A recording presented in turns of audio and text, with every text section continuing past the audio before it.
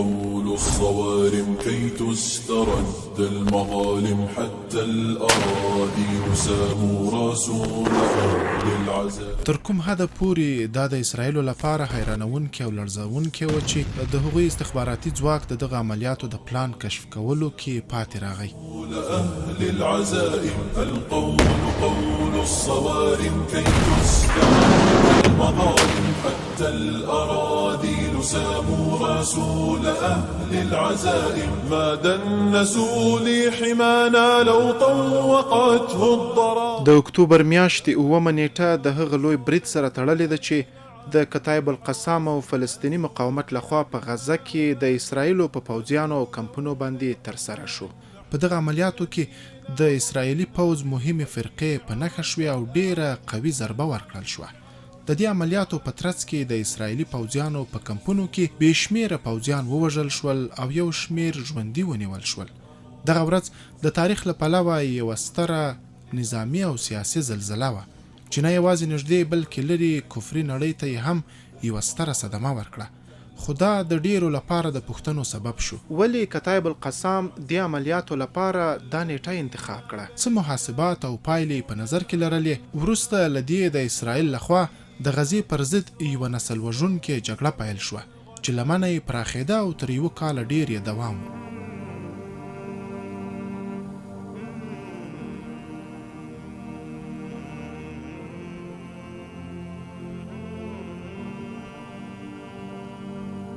د اسرائیلو لخوا پر غزه باندې یوه نسل وژنې جګړه پیل شوه چې 15 میاشتې دوام وکړ. په دې جګړه کې انسانان او حتی ډبرې هم هدف وګرځول شوې.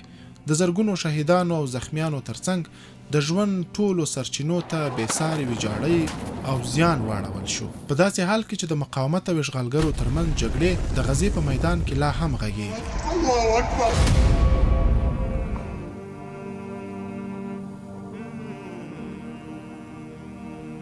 د اوږدې تجربې پر اساس د دې 1 کال څخه زیاتې جګړې له تېرېدو څخه وروسته تاسې په دې جګړه کې را روان حالت څنګه ګورئ؟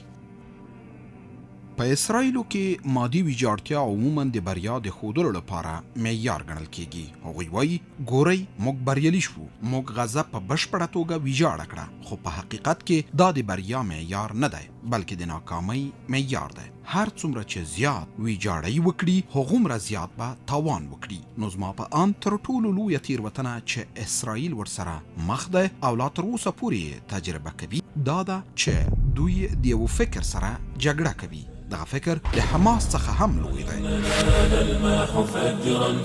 د اکتوبر په 9 نیټه کال 2023 اسرائیل او سیمه په ټوله کې د یو حیرانونکي پیچلي او لوی پوځي عملیات سره مخ شو چې تر دې ورځې پورې یې د منځني ختیځ توازن بدل کړی و. د شهید عز الدین کتایب القسام زرګونو مجاهدینو وکولای شول چې تر هغه دیوال ورتیر شي کوم چې د غزې سیمه له نړۍ څخه جلا کوي او د عملیاتو ته یې د الاقصا طوفان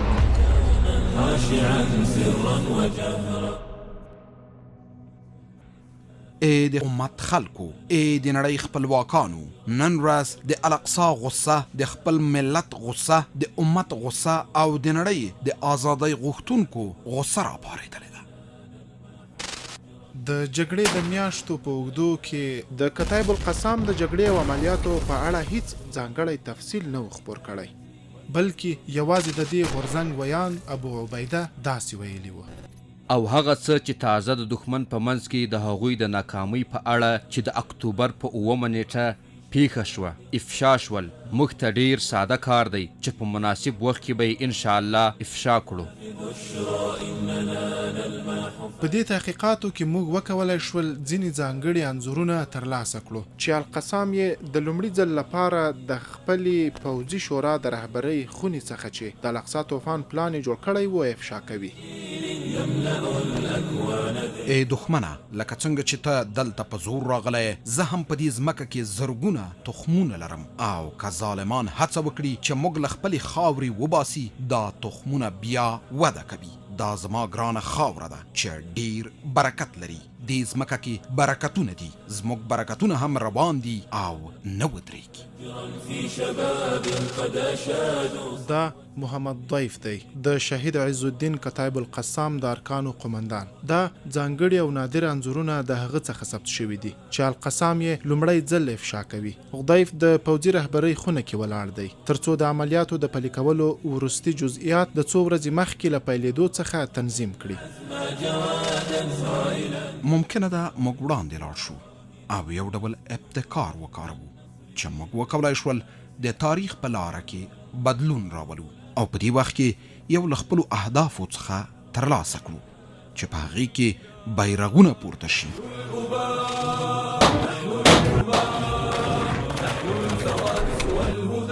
بسم الله او د الله اکبر په برکت سره د برید پای.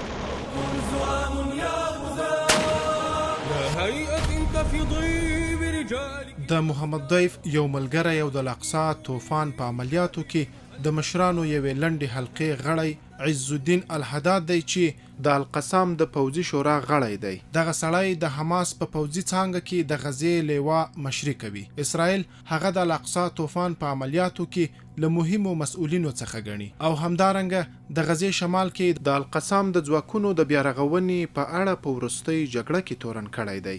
اسرائیل څو ځلې د هغه د هدف کولو هڅې اعلان کړي دي.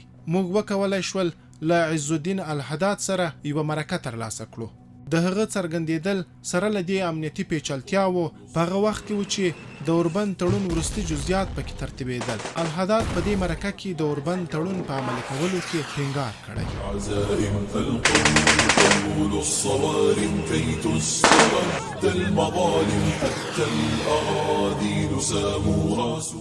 د اشغالګر ځواکونو د قوي مشرۍ په وړاندې چې د امریکا او لویدیځ ملاتړ لري هیڅ لاره نشته پرته له دې چې زموږ د حقونو غوښتنې ومني. په ځانګړې توګه د جګړې بندول، د غزې له ټولو برخو څخه د اسرائیلي ځواکونو وتل، د خپلو بندیانو خوشي کول، د بندیزونو لرې کول او بیا الحواسم ناسوا بأننا أبات.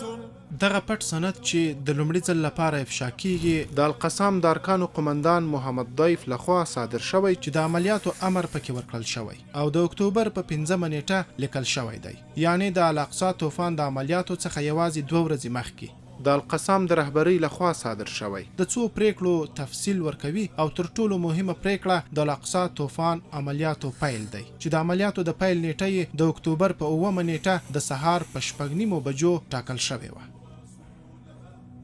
د 2023 کال د اکتوبر له لومړۍ نیټې راهیسې د پوځي ارګان رهبري په دوامداره توګه د ساعت په ساعت غونډو کولو کې بوخته وه ترڅو وروستي جزئیات وټاکي او د عملیاتو پلانونه د پلي کولو وختونه ترتیب کړي. تاسو باید لومړی د فرقې د تسکین په لور تمرکز وکړئ، بیا تاسو هغوی ګډوډ کړئ او هغوی به ونشي کولی چې په جنوب کې د فرقې لیواو ته ورسیږي. تاسو کولی شئ که چیرې پر هغوی دوامداره فشار راوړئ، هغوی به ونشي کولی چې وړاندې لاړ شي که څه هم که ځنډ یا خنډ وي. که تاسو د غلاف په کنټرول کې یاست نو تاسو باید مخکې له غلاف څخه پرمختګ وکړئ ترڅو په مجدل سیمه کې ګډوډي رامنځته کړئ. هر څومره چې زیاته ګډوډي رامنځته کړئ د تمرکز او کنټرول پراختیا به زیاته شي. مع الفجر قادم فحط. د عملیاتو شروع کولو له لومړۍ شیبو څخه 4 ساعته مخکې د قمندې او کنټرول خونې د مرکزي عملیاتو خونې سره وصل شوې چې د اجرایوي عملیاتو په نظارت کې وي. د برید د ترسره کولو لپاره د ځواکونو ټولول او بلنه ورکول پیل شول او د جګړې د ملاتړ وسلې د اکتوبر په 9 نیټه د سهار په 6:30 بجو پورې د بشپړ تیاری په حالت کې وي. په دې تحقیقاتو کې موږ تازه ویډیوګانې او سندونه ترلاسه کړل د القسام د میداني مشرانو او غړو څخه چې د الاقصی طوفان په عملیاتو کې یې برخه اخیستې وه. د 2023 کال د اکتوبر په 9 نیټه د شنبې په ورځ د سهار په 6:30 بجو چې د عملیاتو له شروع څو شېبې وړاندې وبلل شو د عملیاتو امر د ارکانو د قمندان لخوا صادر شو چې دا لوی برید پیل شي او جګړه پرانیزي. د الاقصی طوفان عملیات په څو مرحلو کې پیل شول لکه څنګه چې پلان شوي وو.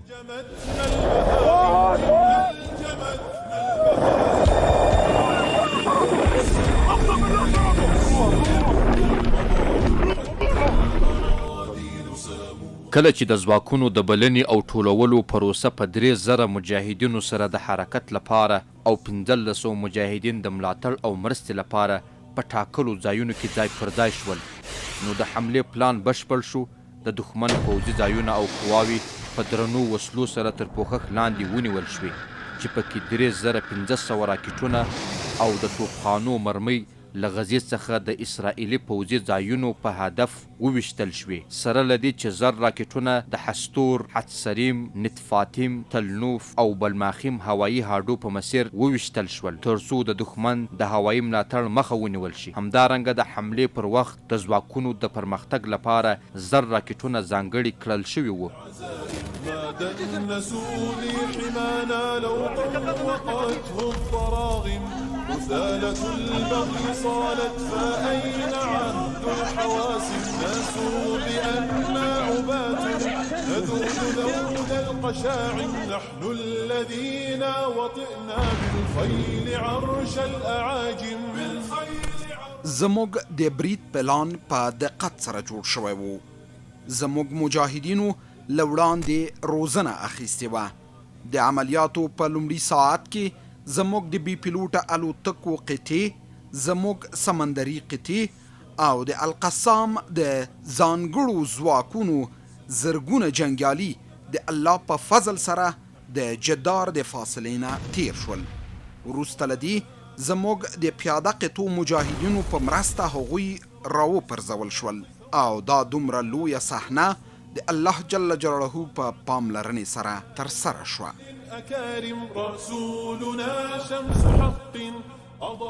د عملیاتو د امر سند ته په کتلو سره د دې عملیاتو ځانګړي اهداف ټول له مخکې ټاکل شوي دي او د القسام بحري او ځمکني قطعو ته برید امر کیږي. سره له دې په دې کې د اسرائیلي ځوابي برید د مخنیوي لپاره دفاعي ځواکونو ته امر شوی چې د برید سره سم باید د تیارسۍ په حالت کې واوسي.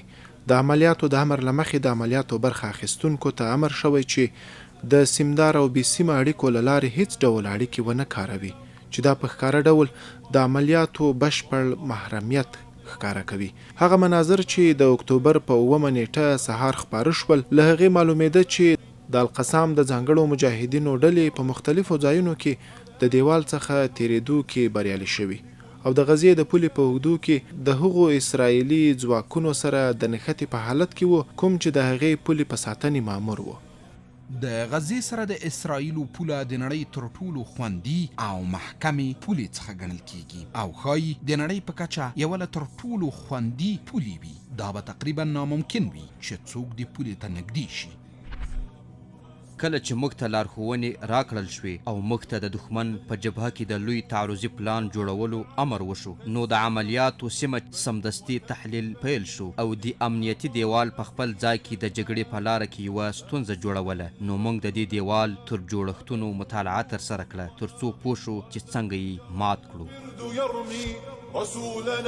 دا ځانګړي مناظر چې لومړی ځل خپریږي د القسام د قطعاتو لخوا د محکم امنیتي دیوال په اړه دقیقو معلوماتو راټولولو یوه برخه ښکاره کوي. دا مناظر د اکتوبر له 9 نیټې مخکې ثبت شوي دي او د القسام لخوا د دیوال تفصیل او د جوړولو طریقه او د پرمختللو وسایلو په اړه څېړنه کوي. دوی په 24 ساعتونو له سرحدي پټیو سره د نظامي ځایونو، افسرانو او سرتیرو په اړه دقیق معلومات راټول کړي وو. د مثال په توګه په دې انځور کې د غزې د لوا د جنوبي قومندان آصف حمامي هم ښکاري چې د طوفان الاقصی په عملیاتو کې نیول شوی و.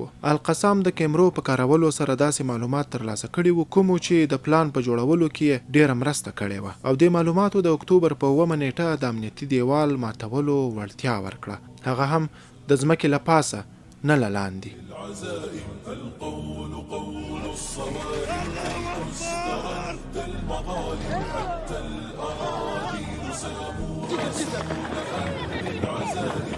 دنسوا لي حمانا لو طوقته الضراغم، رسالة البغي. او کله چې د نړۍ تر ټولو سخت او مجهز امنیتي دیوال لاندې شو، د هرې ګزمې ځواکونه ټول زموږ په اشغال شوو سیمو کې داخل شول، که هغه په ځمکه، بحر یا هوا کې وو، او بیا ځواکونه تنظیم شول ترڅو 15 نظامي ځایونه چې د غزې د لیوا پورې تړاو لري ووهي. دا ځایونه د شمالي لیوا د جیفن ځایونو څخه پیل شول چې یفتاح سیمې او د هغې پورې اړوند د سرایا سیمې د نحی العوز سیمه او د هغې پورې اړوند د سرایا منطقه هم شامله ده. همدارنګه د جنوبي لیوا قطیف ځایونو کې چې پکې کوسوفي او امټای اډې او د هغوی پورې اړوند ځایونه شامل دي. صوفا د نتسریم او نور بیا زموږ مجاهدینو د نقشو او ساده لارښوونې د وسایلو په مرسته خپل پرمختګ ته دوام ورکړ او د اسرائیلو د غزې لیوا د قمنداني مرکز ته چې پر عم کې موقعیت لري ورسېدل. همدارنګه زموږ مجاهدین وتوانېدل چې د دوی یو شمیر پټ ځایونه هم کشف کړي، کوم ځای کې چې دوی مخفي عملیات ترسره کول، سره له دې چې دا ځایونه په بشپړه توګه پټ ساتل شوي وو. د جګړې برخه اخیستونکو ته دوامداره کومک څو ساعته روان و. دا مناظر ډیر حیرانونکي او غیر متوقع و. کله چې موږ د اکتوبر په 9 نیټه د پیښو لومړنیو ساعتونو ته وکتل نو حیران و چې څنګه مو دغه حمله په یو وخت د هوا، ځمکې او بحر له لارې تحلیل کړه، په داسې حال کې چې د 14 کلونو راهیسې اسرائیلو د غزې سیمې محاصره کړې وې. دلته په لندن کې سهار چې موږ ویډیوګانې ولیدې دا خبره د باور وړ نه وه، نه یوازې د دې لپاره چې څنګه هغوی د دیوال ماتولو کې بریالي شول، څنګه یې ټانکونو ته ننوتل، بلکې د دې لپاره هم چې څنګه پراشوټي تیارې وکارول شوې تر څو د غزې له شمال څخه اسرائیلي ښارونو ته ننوځي، او څنګه یې د کښتیو څخه استفاده وکړه او د محاصرې څخه تیر شول او د اسرائیلو خاورې ته ننوتل. څومره دا د اسرائیلیانو لپاره حیرانونکې صدمه وه، څوک چې د خپلو استخباراتي او امنیتي ځواکونو د پیاوړتیا ټټر وهي، خصوصا د غزې له سرحد سره. دا په حقیقت کې د اسرائیلو لپاره یوه لویه صدمه وه. لکه څنګه چې ما وویل، اسرائیلو د خپل خپلواک دولت پر تسلط فخر کاوه، او حقیقت دا ده چې حماس وتوانید د غزې پر محاصره شوي دیوال برید وکړي او جګړه د اسرائیلو خاوره کې دننه پیل شي، د اسرائیلو دفاعي او نظامی کسانو پر وړاندې بریدونه وکړي. دا ټول هیواد ته یوه لویه صدمه وه. ورسره د اسرائیلي پوځ استخباراتي ادارې او د نتنیاهو د حکومت لپاره یو ستر توهین. د عملیاتو په لومړي نیم ساعت کې ما باور نه کاوه چې څه روان دي. زه باید اعتراف وکړم، ما باور ونه کړ. موږ د ځینو خلکو سره اړیکه ونیوله او پوه شو چې هغه څه مو چې اورېدلي وو واقعا ترسره کیږي. 2 ساعته وروسته ما ته د 12 خبري چینل سټوډیو ته بلنه راکړل شوه او په سټوډیو کې مو داسې مناظر ولیدل چې مخکې مو هیڅکله نه ولیدلي. موږ له حیرانتیا خپل سرونه نیولي وو. زه په یاد لرم چې زه او دانی کوشمیر په سټوډیو کې ناست وو. دا مناظر مو لیدل او باور مو نه کېده. دې ګڼ شمېر ارقامو او د حماس ځواک مو حیران کړو. حتی یو لوی نظامي پوځ هم داسې نه کوي. د القسام لخوا ترسره شوی ناڅاپي برید د اسرائیلي اشغالګر پوځ د غزې د لیوا د ډلو د ژر او تمې خلاف د پرځېدو سبب شو. د اسرائیلو د غزې د لوا ځواک د الله په فضل او توفیق په 2 ساعتونو کې له ماتې سره مخ شو او د طوفان الاقصی عملیات په حیرانونکې بریا سره ترسره شول، ځکه چې دښمن هیڅ ډول معلوماتو ته لاسرسی نه درلود. سره له دې چې دا عملیات ډیر لوی وو، دښمن خپل دفاعي تدابیر په مؤثره توګه ونه کارول. زموږ مجاهدینو دوی په هر ځای او هر قدم کې شنډ کړل. زموږ مجاهدین مسؤلیت او اخلاق سره په ډګر کې جګړه وکړه. اوس د القسام ځوانان دروند برید کوي، د کرم فیصل ځای ته ننوځي.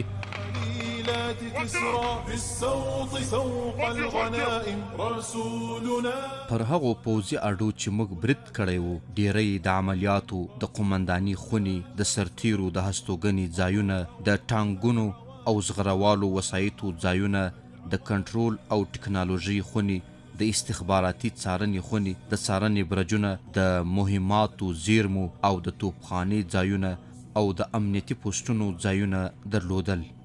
دا ځانګړي مناظر د القسام د ځانګړو مجاهدینو لخوا د غزې لیوا پورې تړلو اسرائیلي پوځي اډو ته د برید ثبت کوي.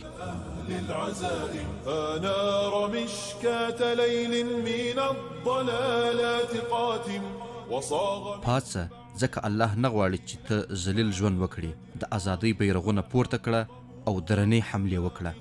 وذللوا كل ظالم حربا على كل حرب سلما لكل مسالم سلما.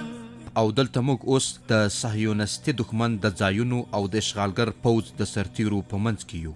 المظالم حتى الأراضي ساموا رسول أهل العزائم فالقول قول الصوارم كي تسترد المظالم حتى الأراضي ساموا رسول أهل العزائم. د هغو ویډیوګانو څخه چې موږ ترلاسه کړي د القسام مجاهدینو د اشغالګر پوځ د ټانګونو او زغروالو وسایطو پر سیمه کنټرول څرګندیږي.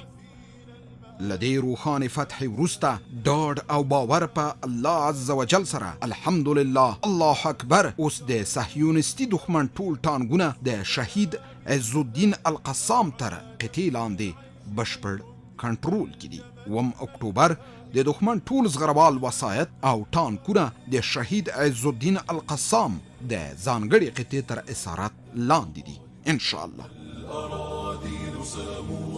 زه فکر کوم چې د حماس بریالیتوب او د نفوذ اندازه د اسرائیلو له تمې او فکر نه پورته وه او د اکتوبر په 9 د عملیاتو پایلې هم حیرانونکې وي. زه فکر کوم چې د حماس نسبي برلاسی د اسرائیلو د ژور فکر او دقیق تحلیل پایله وه. د اسرائیلو د جنوب جبهې نږدې بشپړ لنګېدل د نړۍ په کچه یوه پراخه صدمه وه. د یو داسې سیستم لپاره چې د نړۍ له تر ټولو پرمختللو پوځي او تخنیکي سیستمونو څخه شمیرل کیږي، خو د طوفان الاقصی عملیات د وخت سره او هغه عوامل چې دې ته یې لاره هواروله لا هم د بحث او پوښتنې موضوعات دي. للعزائم ما دنسوا لي حمانا لو طوقت. ستاسو له نظره کوم عوامل و چې فلسطیني مقاومت یې د اکتوبر د حملې لپاره هڅوه؟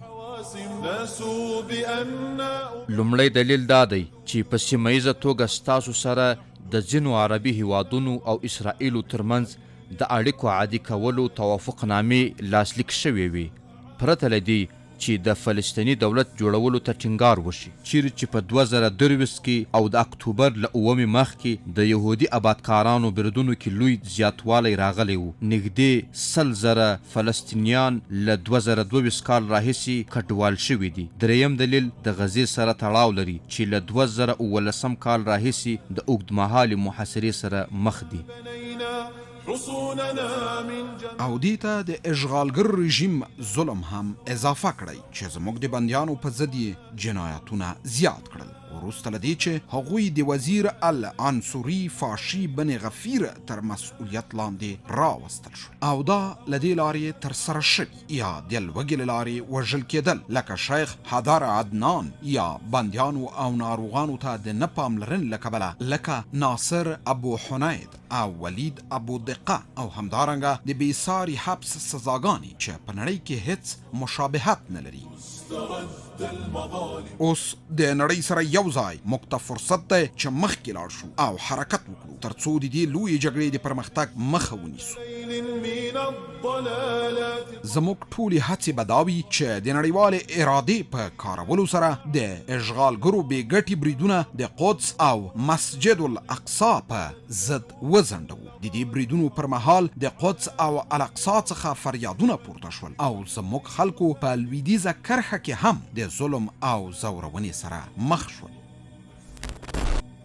او هغوی د جعلي الهیکل جوړولو لپاره د پیغمبر محمد صلی الله علیه وسلم مقدس جسد ته د سپکاوي په نیت د مصر پر انقاض باندې خپل نیتونه پټ نه کړل، سره له دې چې سرې غواګانې راوړې وې چې د سوځولو لپاره یې وکاروي او د هغې خاوره د الاقصی د ویجاړولو او الهیکل د جوړولو په توګه اعلان کړي. او هغوی د پیغمبر محمد صلی الله علیه وسلم سپکاوی په علني ډول د مسجد الاقصی په صحنو کې وکړ. او دلته په غزه کې د محاصرې شدیدې او منظمې کړنې زیاتې شوې وي او زموږ خلکو ته د ورو ورو مړینې غوښتنه شوې وه. موږ ته هیڅ وخت اجازه نه وه چې خاموشه پاتې شو. زموږ په عقیده کې لکه څنګه چې د مقاومت برخه ده هیڅ وخت نه و او دلته دا اړینه وه چې طوفان الاقصی ترسره شي ترڅو د دښمن د منظم پلان مخه ونیسو په یو بېساري زلزله لرونکي او له مخکې نه لیدل شوي وړه دفاعي ضربه چې زموږ د مقدساتو خلکو او مقاومت لپاره وه. الصوارم كي تسترد المهارات الأراضي ساموا رسولنا للعزائم طول الصوارم كي تسترد المهارات. موږ خبرداری ورکړی وو چې دا وضعیت نه منل کیدونکی دی او له دې سره ژوند کول ناممکن دي، خو اشغالګر یې زموږ د فریب او د غزې مقاومت بې اثر کولو لپاره د غزې د ژوند شرایطو کې محدود اصلاحات راوړل او ځینې اسانتیاوې یې وړاندې کړې ترڅو وضعیت په لویدیځه کرښه، قدس او بندیانو سره په غزه کې تړاو ونه لري. دا کار په حقیقت کې زموږ لپاره د پوځي اختیار فعالولو لاره پرانیزله. په ځانګړې توګه د ټولو اختیارونو د ناکامۍ وروسته د دې لپاره د نظامی ادارې مشرانو پریکړه وکړه چې د استخباراتي او عملیاتو څانګو ته د معلوماتو راټولولو او اړینو پلانونو چمتو کولو لپاره امر وکړي. موږ د دښمن پلانونو ته د پوهاوي لپاره نښې وموندلې او معلومات مو ترلاسه کړل چې د غزې پر سیمې د یوې ویجاړونکې جګړې پیلولو لپاره یې تیاری نیولې وې، ځکه چې هغوی باور درلود چې موږ به د دوی وړاندیزونو سره موافق نشو.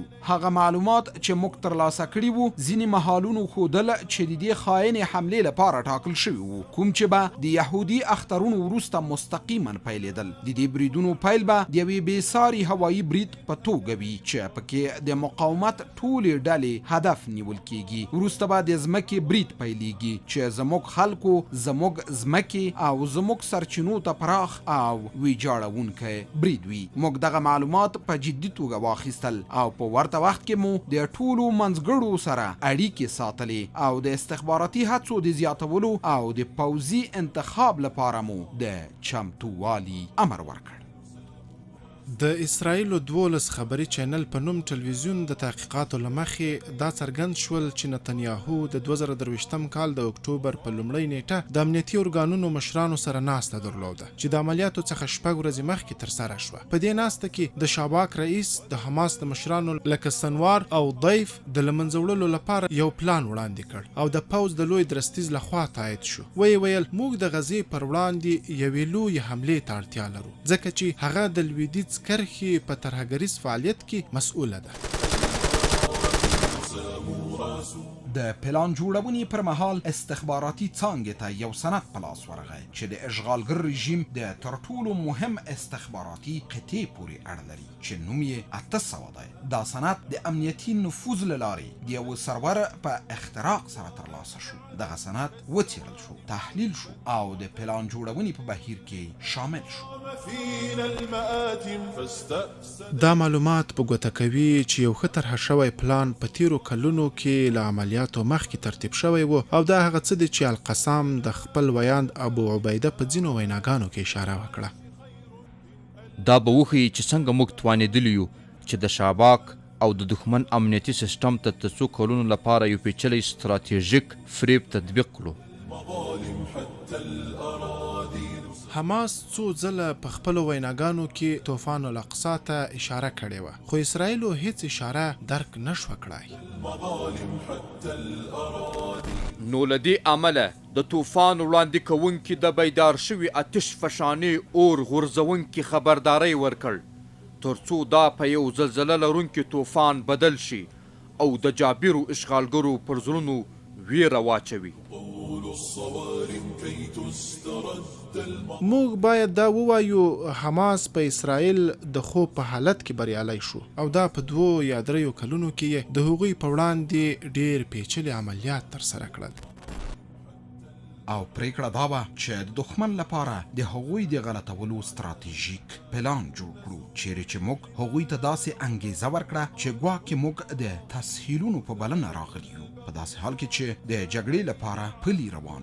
موږ د طوفان الاقصی د عملیاتو لپاره سیمه ټاکلې وه او هدف مو د غزې د پلي ټیم برید کول او د هغوی د ځمکو او اډو له منځه وړل وو، سره له دې چې د غزې په کیبوتسونو کې د امنیتي ساتونکو ډلو پر ضد بریدونه وکړو او تر ډیره پورې د دښمن پوځیان اسیر کړو څو د فلسطیني خلکو بندیان خوشي کړو. انزل انزل انزل جسر جسر جسر الله اكبر. د دې جګړې د پراخوالي او د هغې اټکلي پایلو په پام کې نیولو سره موږ د مقاومت محور ورونه تیار سای حالت کې وساتل او د 0 ساعت د یوې ټاکلې ډلې لپاره د بریالیتوب تضمین کولو لپاره ټاکلی دی.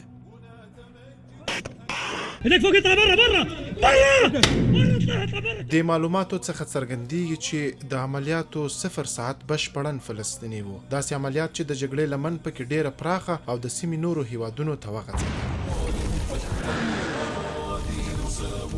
رسول أهل العزائم القول قول الصوارم تسترد المظالم. موږ د غزې د مقاومت قماندې او د لبنان مقاوم ملت ته او د لبنان د اسلامي مقاومت ورونو ته سلام او درناوی وړاندې کوو چې د غزې د ملاتړ لپاره خپل غوره قماندانان او عسکر وړاندې کړل چې په سر کې شهید سید حسن نصر الله او هغه د لبنان د دفاع لپاره قرباني ورکړه. همدارنګه موږ د یمن په مقاومت کې خپل ورونو څخه منندوی یو او د یمن د قهرمانانو له رول څخه مننه کوو او د دوی له میړانې او له وقاره ډک اقدام ستاینه کوو. موږ د عراق د اسلامي مقاومت او د ایران اسلامي جمهوری دولت او ټولو هغو اسلامي دولتونو او خوځښتونو څخه چې زموږ په جګړه کې برخه اخیستې وه او زموږ په برخلیک ټاکونکې لاره کې له موږ سره ولاړ وو مننه کوو. ټول هغه کسان چې موقف یې د دې ملت د ویاړ او عظمت په کتاب کې ثبت شي او د هغوی قربانۍ به د تاریخ په کتاب کې په زرینو کرښو ولیکل شي. د ټولو خیانتکارانو خیانتونه او د سیسه جوړونکو د سیسې زموږ د ملت د برخلیک هیلو او ګټو سره په ټکر کې وي.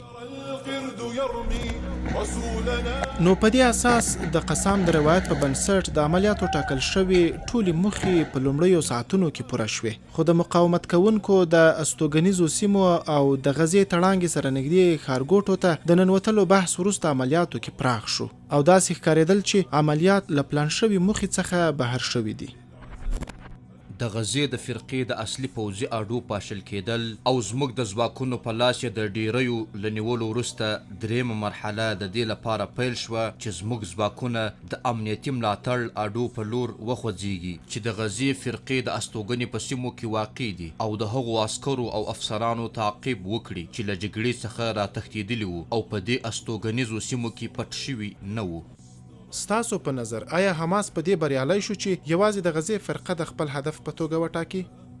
د پلان له مخې د غزې د شاوخوا نظامي اډو هدف نیول او اسرائیلي عسکرو اسیرول وو تر څو د ګروګان په توګه ونیول شي او بیا دننه راوړل شي. ښایي هغوی په هغو استوګنیزو سیمو کې چې د نظامي اډو سره نږدې وي یو څه دننه شي، خو په هیڅ صورت موخه غیر نظامي سیمو ته ننوتل او د اسرائیلو په ځمکه کې ژور نفوذ کول نه وو. د برید له لومړۍ ورځې راهیسې دا موضوع ډیره د بحث وړ وه چې په بئري استوګنیزه سیمه کې اسرائیلي رسنیو د پراخه ویجاړتیاو انځورونه خپرول او داسې روایتونه یې وړاندې کول چې ګواکې د مقاومت ځواکونو لخوا غیر نظامیان په قصدي توګه وژل کیږي.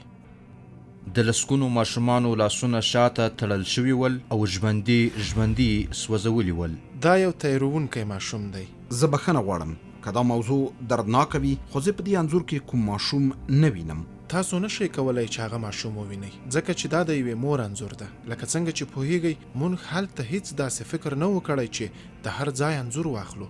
داسې هیڅ قصد او پلان مو نه درلوده.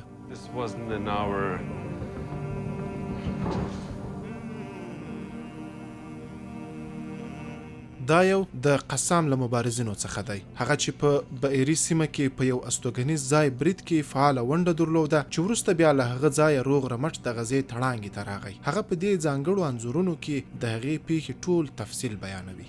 کله چې موږ دې استوګنیزې سیمې ته ورسېدو نو ومولیدل چې ټوله سیمه د جګړه مارانو لخوا کلابنده شوې ده. موږ خپل ځواکونه په څو برخو وویشل تر څو له بېلابېلو لورو برید وکړو، لکه څنګه چې موږ فکر کاوه او د هغه لپاره مو روزنه لیدلې وه. برید له هغه هم اسانه او ساده و. ازغن تار او لښکر کوټ له څو لورو څخه شلېدلی و. همغه و چې په ډېر لنډ وخت کې موږ دې سیمې ته ننوتو. دغه سیمه خورا پراخه او لویه وه او د یو ښار په ډول ښکارېده. موږ د ودانیو په پاکولو پیل وکړ.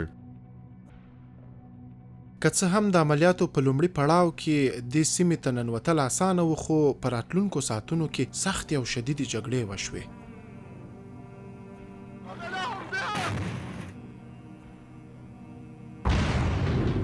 هغه جګړې چې دننه په دې سیمو کې ونښتې له اجرائیه پلوه خورا سختې او پیچلې وي، ځکه چې محلي دفاعي ځواکونه چې غیر نظامي لباسونه یې اغوستي وو په کورونو کې پټ شوي وو. همدارنګه ډیری د دې ښار اوسیدونکي او عسکر دغو سیمو ته تښتېدلي ول او همدارنګه ډیری شمیر وسلوال ښاریان هم دغو ودانیو کې پټ شوي ول. په ډیری ځایونو کې ښځو او سپینګیرو هم وسلې درلودي چې په موږ یې ډزې کولې، چې له دې امله زموږ ډیر شمیر ځواکونه هدف وګرځېدل. خو موږ ته هم خپل قمندان خالد غدیف جګړه ایزې زده کړې راکړې وي او راته یې ویلي وو چې هر ځای مو دښمن ولیده نو له منځه یې یوسئ، خو هیڅکله سپینګیري او ښځې ونه وژنئ. موږ د جګړې په جریان کې له ډیرو ماشومانو او ښځو سره مخ شو چې د هغوی امنیت مو د خپل ځان په څیر ټینګ کړی وو او له هغو اوبو څخه چې موږ څښلې دوی ته مو هم ورکولې. الله جل جلاله شهید دی چې موږ یوازې له هغو کسانو سره مقابله کړې چې له موږ سره به یې جګړه کوله او یا به یې په موږ ډزې کولې.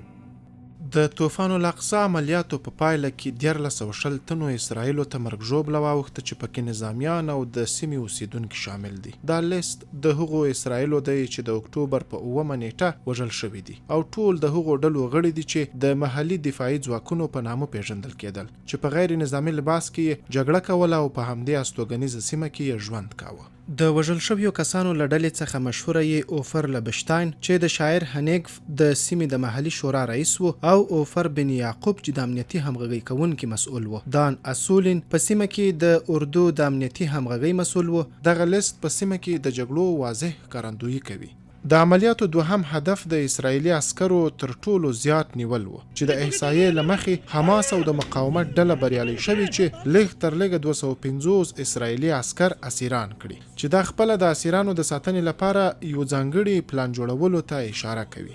كي تسترد المظالم حتى الأراذيل ساموا رسول أهل العزائم القوم. موږ له مخکې څخه د عملیاتو په چوکاټ کې د اسیرانو د ساتنې لپاره ګامونه پورته کړل ترڅو د اشغالګرو او د هغوی پرمختللې ټکنالوژۍ څخه پناه شي. خپلو ځواکونو ته مو روزنه ورکړې وه چې د اسیرانو سره د اسلامي کړنو مطابق چلند وکړي، لکه څنګه چې موږ په دې هیله وو چې یرغمل شویو کسانو سره نیک چلند وکړو او د هغوی امنیت تامین کړو. خو بلخوا دښمن بیا له لومړۍ ورځ دا کوښښ کاوه چې یرغمل شوي کسان ووژني. دا موضوع په بایري سیمو برید کول او د شاباک د یو افسر ویشتل چې تومر نمرود نومیږي او همدارنګه په ختیځه شجاعیه کې د 3 کسانو وژل په روښانه توګه څرګندوي چې تر اوسه پورې دا ډول وژلو ته دوام ورکړی دی.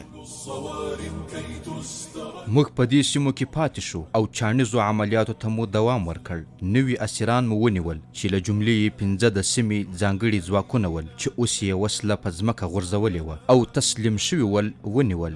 دې کار ته مو تر غرمې پورې دوام ورکړ. ځینو ملګرو مو هڅه وکړه چې د اسیرانو سره بیرته لاړ شي خو بریالي نشول. په دې وخت کې دښمن د هوایي بریدونو پیل وکړ او زموږ شاوخوا کې د اور لمبې بلې کړې. کله چې جګړه پای ته ورسېده موږ یو بل کور ته لاړو او هلته مو څو نور مجاهدین ولیدل چې ځینې نور اسیران یې نیولي ول او نه و توانېدلي چې هغوی غزې ته ولېږدوي. په پایله کې زموږ د اسیرانو شمیر خورا زیات شوی و چې په همدې وخت کې کومکي ځواکونه به ایرې ته راورسېدل. په دې سره دښمن خپل بمبارۍ ته لا شدت ورکړ چې الوتکو او ټانکونو له هرې خوا څخه ډزې پیل کړې تر دې چې سیمه یې د اور په یوې ټوټې بدله کړه. مجاهدین د اسیرانو سره یو ځای په ودانیو کې پټ شوي وو او هره لحظه یې داسې انګېرله چې په شهادت به رسیږو. په دې درنه بمبارۍ کې ډیر اسیران هم ووژل شول. موږ هم دلته پټ شوي وو او ټولې دغه بمبارۍ او ویجاړۍ مو له نږدې لیدلې. د سهار مهال بمبارۍ ودرېدلې او موږ د غزې تړانګې ته وخوځېدو.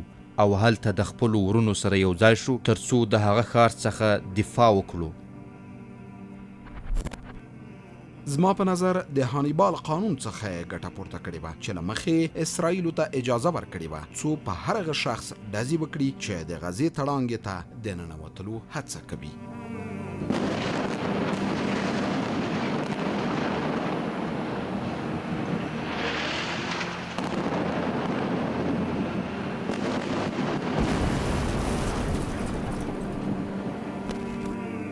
د جګړې په دوام کې چې د اکتوبر په 9 نیټه پیل شو، د مقاومت لخوا نیول شوي ګڼ شمېر اسیران د اسرائیلي بمبارۍ له امله ووژل شول. له سترې او شرمناکې استخباراتي ماتې وروسته چې اشغالګرو پرې فخر کاوه، د دې پر ځای چې زموږ سره په میدان کې مخامخ جګړه وکړي، د ملت څخه یې وحشیانه انتقام اخیستل پیل کړل. ټولې دغه کړنې د امریکا حکومت او ځینو نورو غربي هیوادونو لخوا په مستقیم ډول حمایه کېدې او د هوا له لارې یې د زرګونه ټنو مرستو او نظامي تجهیزاتو رسولو لپاره لارې چارې جوړې کړې ترڅو دښمن وکولای شي خپله دښمني پراخه کړي او انسانان، ډبرې او آن لرګي ټول له منځه یوسي.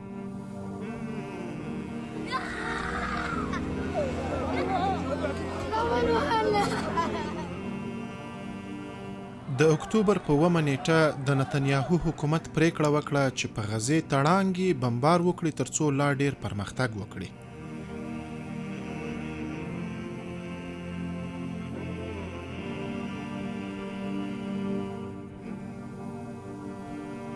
نتنیاهو خپل د جګړې اهداف وټاکل چې له هغې جملې څخه د حماس له منځه وړل او د اسرائیلي اسیرانو آزادول، د زور له لارې ول، خو د اسرائیلي پوځ د غزې ملکي وګړي او ودانۍ په نښه کړې.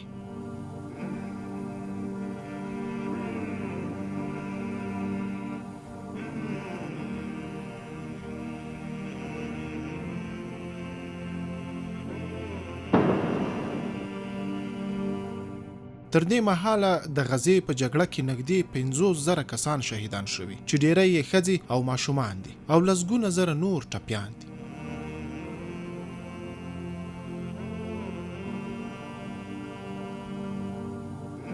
دغه ځانګړي تصویرونه چې د یو اسرائیلي وژل شوي عسکر د کامرې څخه اخیستل شوي او موږ ته رارسېدلي، پکې د غزې په ملکي خلکو بمبارۍ په ښکاره ثبت شوي دي چې پرته له کوم ممانعت او حد څخه د مصنوعي ځیرکتیا پروګرامونو څخه پکې ګټه اخیستل شوې ده.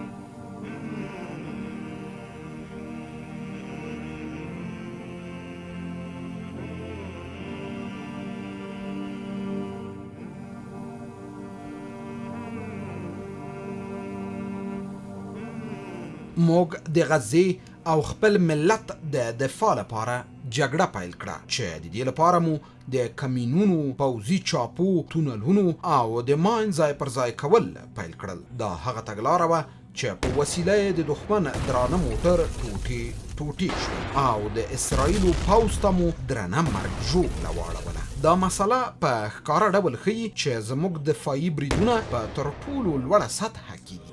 رسول أهل العزائم القول قول الصوارم كي تسترد المظالم. په میدان کې د حماس قومندان یحیی سنوار چې د طوفان الاقصی عملیات د هغه له نوم سره تړاو لري، نه دا چې د ځمکې لاندې بلکې د ځمکې په سر د اشغالګرو سره مخامخ جګړه کوله. دغه تصویرونه چې د قسام کنډکونو لخوا د لومړي ځل لپاره موږ ته رالیږل شوي، هغه شیبې ښیي چې سنوار د غزې تړانګې په جنوبي سیمه رفح کې په دښمن د عملیاتو مشري کوي. په دې تصویرونو کې سنوار ښکاري چې د مجاهدینو د روحیې لوړولو لپاره له یو کمین نه بل کمین ته د مقاومت کوونکو څنګ ته ورځي. والحرية الحمراء باب بكل يد مدرجة يدق. رسول أهل العزائم القول قول الصوارم كي تسترد المظالم حتى الأراضين ساموا رسول أهل العزائم. نحن الذين بنينا حصوننا من جماجم سقنا حليلات. او دلته یحیی سنوار د تل سلطان کنډک قومندان محمود همدان چې د هغه د جګړې او شهادت ملګری د ناست دي او د راتلونکو عملیاتو لپاره چې قسام به یې د اونیو په لړ کې ترسره کړي پلان جوړوي. دلته یحیی سنوار په داسې حال کې ولاړ دی چې د دښمن ټانک په نښه شوی او له منځه تللی دی. استرد المظالم حتى الأراضي ساموا رسول أهل العزائم القول قول. دا انځورونه د حماس د قومندان د ژوند د یوې تاریخي برخې دي کوم چې د اسرایلو د استخباراتو هڅې د هغه په پیدا کولو کې ناکامې شوې. هغه په داسې حال کې د دښمن سره په جګړه کې ډیر له نږدې مخامخ شو چې په یو لاس کې امسا او په بل لاس کې وسله وه او بالاخره په مخامخ جګړه کې شهید شو. ټوله نړۍ دې پیښې حیرانه کړې وه خو د مجاهدینو د جګړې او مقاومت مخه یې ډب نه کړه. وذللوا كل ظالم حربا على كل حرب سلما لكل مسالم سلما. موږ له ورانو او ویجاړو کورونو څخه راووتو او له ډېر نږدې مو په هغو وسلو له هغوی سره جګړه پیل کړه چې موږ خپله جوړې کړې وې او د هغوی افسران او عسکر مو ووژل. د هغوی ټانګونو او نظامي نقلیه وسایطو ته مو چاودنه ورکړه او د هغوی ټول مهم کسان مو ټپیان او ووژل. د هغوی پر وړاندې مو اورونه بل کړل او هرې خواته مو چاودنې وکړې.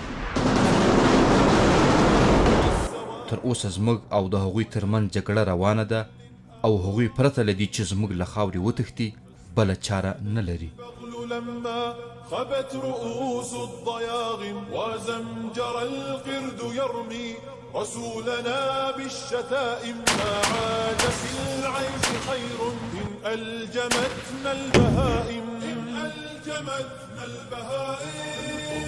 قول الصوارم كي تسترد المظالم حتى الأراضي ساموا رسول أهل العزائم القول قول الصوارم كي تسترد المظالم حتى الأراضي. د اسرایلو د جګړې وزارت مشاور او پخوانی افسر آلون ویتار وایي زما په اند د حماس نظامی توان اسرائیلی ځواکونه غافله کړل او د هغوی محاربه‌یي توان او همدارنګه د هغوی پلان او برنامه‌ریزي د جګړې په ډګر کې موږ ټول حیران کړو. المظالم حتى الأراضي ساموا رسول أهل العزم. د جګړې محاربوي پلان موږ ته یو حقیقت راوښوده او هغه دا چې حماس موږ ته ویل موږ به تر اخره پورې مقاومت کوو. رسول أهل العزائم ما دنسوا لحمانا لو د قسام د کنډکونو سره د مقاومت ډله هم په بیلابیلو برخو کې یو ځای شوه او د غزې میدان یې هیڅ کله خالی پرې نه ښود. ناسوا بأننا أبات نذود ذود القشاعم نحن الذين وطئنا. ټولې وسلې لکه راکټ، هوانونه، قناصه وسلې، مرمۍ، د ټانک ضد راکټونه، د بې پیلوټه الوتکو ضد وسلې، د سمندري پوځ ضد وسلې او نورې هر ډول مختلفې وسلې چې موږ ورته اړتیا درلوده په خپل لاس مو جوړولې. هر ډول لوړ کیفیت لرونکي انجنیري وسایل، نظامي تجهیزات او وسلې مو جوړې کړي. همدارنګه روزنیز پروګرامونه مو داسې ترتیب کړل چې زموږ له جوړ شوو وسلو سره برابر وي. په دې توګه موږ وکولی شو چې د خپلې ارادي او مقاومت له لارې صهیونستي اشغالګرو ته ماتې ورکړو. د نظامي تجهیزاتو ترڅنګ زموږ عقیدوي، معنوي او جسمي ځواک سره یو ځای وو او د قسام مبارزینو د طوفان الاقصی د عملیاتو لپاره د مناسبو وسلو او تدارکاتو په برابرولو کې مهم رول درلوده.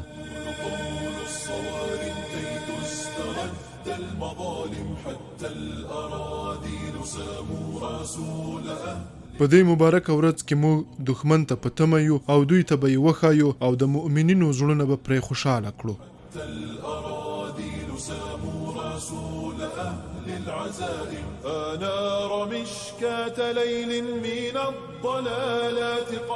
موږ اوس په یو سمڅه کې د کمین په نیت ماین ښخوو ځکه د قوي استخباراتي معلوماتو له مخې به دلته دښمن راځي او کمین به ډېر اغېزناک وي.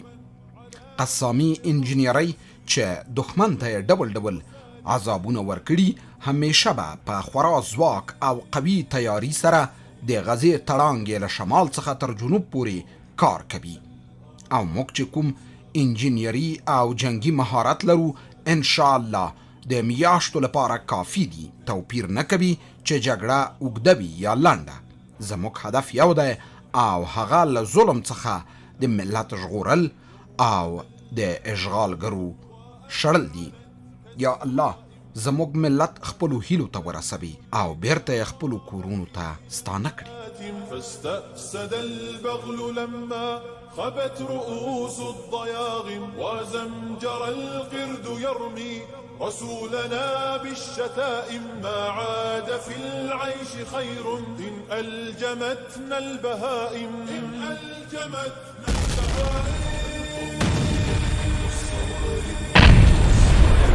المظالم حتى الأراضين ساموا رسول أهل العزائم. القول قول الصوارم كي تسترد المظالم حتى الأراضين ساموا رسول أهل العزائم.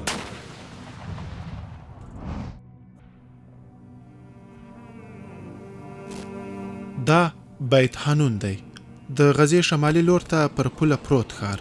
له همدغه ځای څخه اشغالګرو ځمکني عملیات پیل کړل او له همدغه ځای څخه سره له دې چې په بشپړه توګه ویجاړ شو، خو اسرائیلو ته یې قوي ضربې او زیانونه ورواړول مخکې له دې چې د اوربند لپاره ناستې پیل شي. او په خاصه توګه د ویډیو دغه برخه د قسامي لښکرو هغه کمین ښکاره کوي چې د روان اکتوبر په 8 نیټه د بیت حنون په سرک ترسره شو. هدف یو اسرائیلي ټانک دی چې د زریداره قل اردو د قومندانۍ اړوند دی. داسې یو مان چې ډیر قوي غږ لري او همدې سیمه کې جوړ او بیا د کمین په ځای کې ښخ شوی دی. د چاودنې پر مهال او د هغه څخه وروسته ویډیو دا ټول تاییدوي. دغه ځواکمنه چاودنه د دې باعث شو چې ټانک په بشپړه توګه ویجاړ شي او نسکور شي او د ټانک ټوپۍ له جسم څخه بیله شوه او لاندینۍ برخه کې یې غټ سوری جوړ شو. کله چې د غزې تړانګې منظرو ته وکتل شي، د اسرائیلي پوځ مرکزی قوې سیستم انځور او حیثیت خرابوي. هغه سیستم چې اسرائیل د نظامی سیستمونو د سر تاج بولي. هغه کامره چې د قسام نظامیانو نصب کړي هغه شیبې په واضح ډول ښکاره کوي چې اسرائیلي پوځ او د نجات او تیښتې هڅې کوي. او په دې وروستیو کې اعلان شوی چې په دغه برید کې د یو اسرائیلي قومندان په ګډون ډیر سرتیري وژل شوي دي.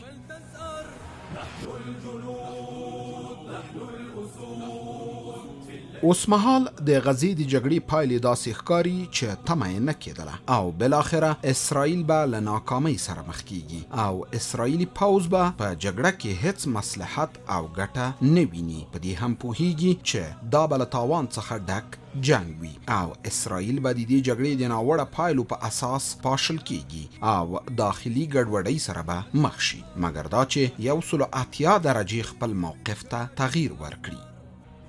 زما په آن به د عامو خلکو په نظریاتو کې پراخ بدلون راشي او ستر لاریونونه به پیل کړي چې کلونه به دوام وکړي. خلک په هغه څه چې اسرائیل یې وایي او هغه څه چې په غزه کې پیښیږي ښه پوهیږي او د دې موخه دا ده چې اسرائیل وروسته له دې نشي کولی هغه څه چې پیښیږي خلکو ته په بله بڼه وښیي. د دښمن د ماتې لویې نښې او د طوفان الاقصی د جګړې پایلې دا دي چې نن موږ د دښمن پوځي مهمو اشخاصو پرلپسې استعفاګانې وینو. دغه راز په ناکامۍ باندې د دوی اعترافونه د بې بنسټه تورونو لګول او په استخباراتي نظام کې د ګډوډۍ احساس او د مسؤلیتونو څخه تېښته په خاصه توګه چې د سیاستمدارانو په کچه لیدل کیږي او سر کې نتنیاهو دی. او زه په پوره ډاډ سره ویلای شم که چیرې وشي دا استعفاګانې به روانې وي او دا لانجې به ډیریږي او د ناکامۍ ډیرې نښې به ښکاره شي او ماتې به په راتلونکو ورځو او میاشتو کې ډیرې وي. د خلکو په پراخ ملاتړ او اساسي مقاومت اوږدې او نه هېرېدونکې میاشتې تېرې شوې او تېرېږي به چې فلسطیني مقاومت کوونکو پکې خپلې وینې او قربانۍ نندارې ته کېښودلې او دوی لا هم په خپله ځمکه کلک ولاړ. زموږ د لوی ملت او مبارکو خلکو ساره په نړۍ کې نشته او دوی په دې لویه جګړه کې د بری اساسي لامل وو. دوی په خپله خاوره ټینګ ودرېدل او د تاریخ په پاڼو کې خپل نوم داسې ثبت کړ چې دوی داسې خلک دي چې د یرغل او ظلم پر وړاندې همداسې درېږي او د خپل دین، وطن او اقصا لپاره هر ډول قرباني ورکوي او لازمه ګڼم چې خپل ملت ته د دوی د میړانو، غیرتونو او عظمت په مقابل کې سلام او درناوی وړاندې کړم. په اسرائیلي استخباراتي سیستم کې د قسامي لښکرو نفوذ دوی ته دا موقع په لاس ورکړه چې اسرائیلو ته ستر زیانونه ورواړوي چې په غزه د اسرائیلي ویجاړونکي یرغل او د غزې د اوسیدونکو د مقاومت لامل شو. د اکتوبر له 18 وروسته اسرائیلو په غزه کې وژونکې جګړه پیل کړه چې په وینا یې هغه څه آباد کړي چې دوی ویجاړ کړي وو. د یو کال څخه ډیره موده وشوه چې اسرائیل د خپلو اسیرانو په آزادولو ونه توانېدل او نه د مقاومت د جرړو په ویستو وتوانېدل لکه څنګه چې یې پلان و. دا غزه ده. فلسطینیان د ویجاړ شویو کورونو څخه وایي چې موږ به د کلابندۍ سره سره همدلته پاتې کیږو او مقاومت به مو لکه څنګه چې په لسګونه کاله وړاندې د اشغالګرو په مقابل کې پیل شوی لا به هم روان وي او هغه څه چې پټ پاتې دي ډیر ستر دي.